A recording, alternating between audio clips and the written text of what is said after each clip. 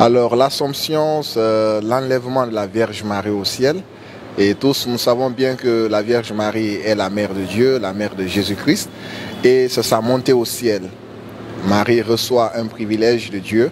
Elle monte corps et âme au ciel. C'est pourquoi l'Église célèbre cette fête pour honorer la Vierge Marie avec elle, pour glorifier Dieu, pour le louer, pour tous ses bienfaits.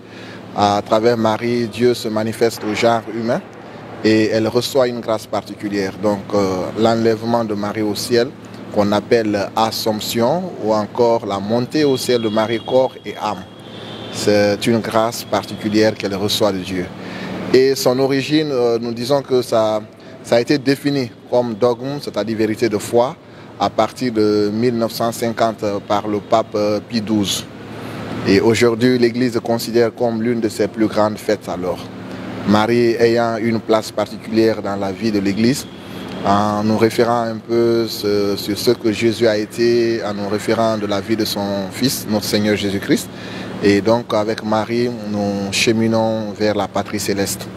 Et les grâces qu'elle a reçues, nous espérons avec foi et conviction qu'un jour nous serons à l'image de Marie, enlevés aussi au ciel, c'est-à-dire nous monterons corps et âme, où nous serons en face de Dieu.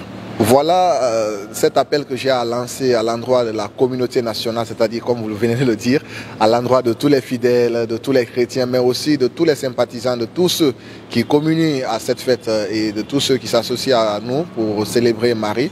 Je voudrais que, ensemble, nous prions intensément pour notre pays, nous prions intensément pour notre conversion. Vous savez, avec Marie, nous apprenons à découvrir Jésus. Avec Marie, nous sommes à l'école de Dieu.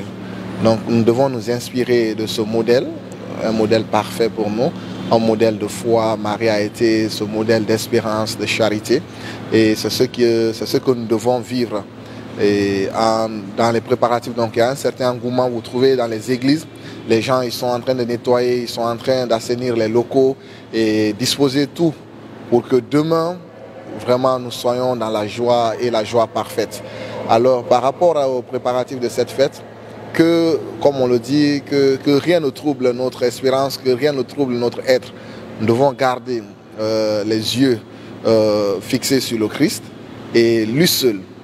Donc, avec les événements, les conditions de la vie, avec tout ce que nous connaissons, les problèmes, nos inquiétudes, nos soucis, on doit mettre Dieu au cœur et jubiler avec Marie, nous réjouir en Jésus-Christ. Donc moi, cette invitation que j'ai à lancer à l'endroit de tous les fidèles, c'est de venir avec Marie au pied de la croix pour contempler le visage de Jésus et bénéficier de toutes les grâces dont nous avons besoin pour non seulement être en harmonie avec nous-mêmes, être en harmonie avec les autres, mais surtout être des foyers de paix, des artisans de justice, de vérité. Et aussi que nous soyons des témoins auprès de nos frères et sœurs en leur partageant la bonne nouvelle de l'Évangile.